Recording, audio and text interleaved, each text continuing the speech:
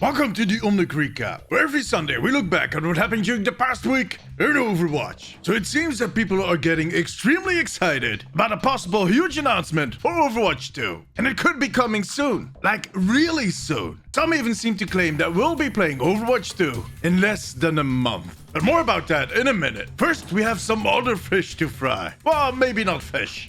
Dumplings. Because last Tuesday, the Lunar New Year event started in Overwatch. And boy, was I wrong with my predictions. Not even a tiny bit. But in my defense, Blizzard kind of surprised us. And maybe not in the most positive way. They announced the event last Sunday, and on Monday they showed off 2 legendary skins. Selby Mercy and Nesha Tracer. And then it went quiet. Which is, it's kinda sus. Usually they tease at least 3 of the 5 legendary skins. So I was worried. I told myself that this was just because of what happened with Microsoft, PR schedules being mixed up. It was difficult. But it turns out I had good reasons to be worried. Because when the event launched on Tuesday, those 2 legendary skins was all we got. I felt disappointed, just like most of you. Especially since we didn't get any new brawls either. Yeah, we saw the return of Capture the Flag Blitz, and Bounty Hunter, but that was it. Yeah, there's the weekly challenges, and those skins, they actually look pretty good. Very classy. Soldier dresses up pretty nicely. And that Porcelain Wrecking Ball, beautiful. But I just felt that this event was thrown together really quickly.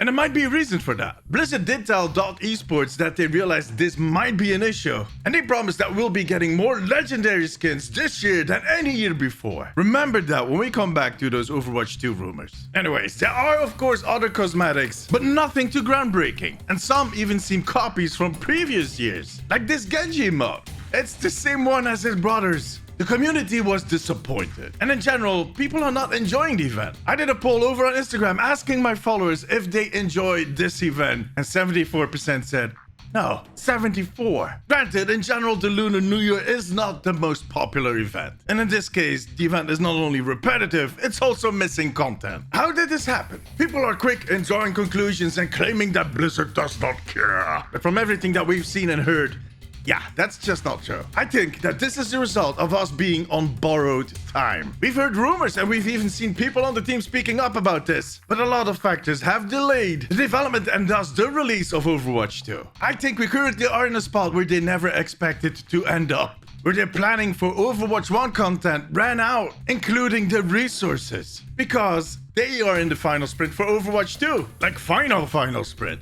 But more about that in a minute. On top of that, they had some turbulent months over at the company. The lawsuits, the walkouts, the strikes, the Bobby, the Microsoft. These are not the optimal circumstances to steer a huge ship like the Overwatch 2 production. It is extremely easy to get off course. I don't know why I just switched to this nautical theme. But you get my point. Games are some of the hardest products to make. Remember that. We all have the right to be upset. Everybody can share their opinion as long as you do it as adults. You can even vent a little bit. But in the end, we need to look forward to the future of Overwatch. And that might be closer than we think, my friends. At least according to some sources. It all started a few weeks ago. I released a video on how some content creators were invited for a meeting with Blizzard about Overwatch 2, and they all came back ecstatic. I'll leave a link up there so you can check that video. Now, all of these content creators had signed an NDA, which is basically a contract telling them they cannot share anything. But their sheer enthusiasm gave us hope. And earlier this week, we suddenly saw former Overwatch streamer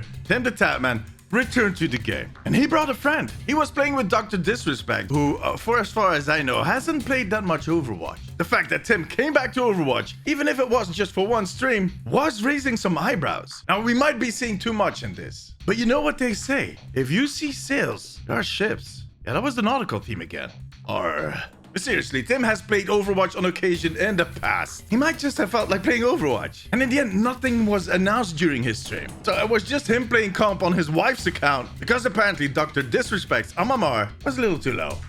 Until on Friday, the plot thickened. Overwatch YouTuber Worst Sombra released a video on why he thinks the game might be out by the 3rd week of February. That is in 3 weeks. Now, most of his content, most of his reasoning is based on what the content creators said in the days after the meeting during their streams. Which is, let's be honest, 90% trolling and 10% of that weird fortune teller thing. I can see you get irrationally angry in just a few weeks. Oh my god! Overwatch 2 is coming! But then there are these snippets of a call he had with someone that was present in the meeting and that had signed the NDA. That person stated that the original release plan was scrapped, which would have a build of the game drop in January before the Lunar New Year event. See where I'm going with this? And he did know about a new plan, but an update would be coming in the 3rd week of February. And that's about all he said, at least on camera. Now, where Sombra had changed his voice and the guy was talking with a bit of an accent. But that might have been fake, just to throw people off. Or, none of it is real. It was just his neighbor. But it might be real.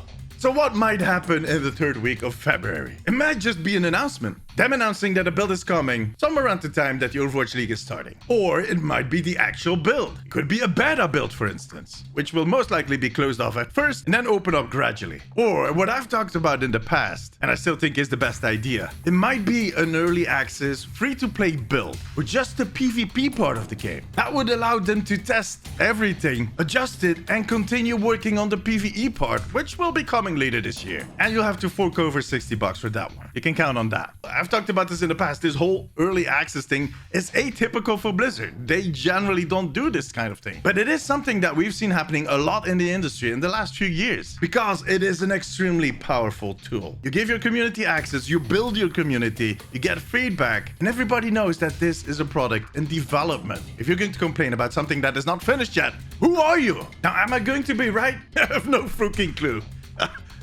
I was not in the meeting, clearly. And with everything that has been going on, it's so hard to predict anything anymore. I think I have a better chance of winning the lottery at this point. And I've been following this company for 20 years, but I guess we'll see in 3 weeks. Just don't get your hopes up too high, okay, guys? And let me know in the comments what you think is going to happen. For now, however, that was it. Thank you very much for watching. I'll see you guys in my stream or in my next video. Till then. Bye-bye.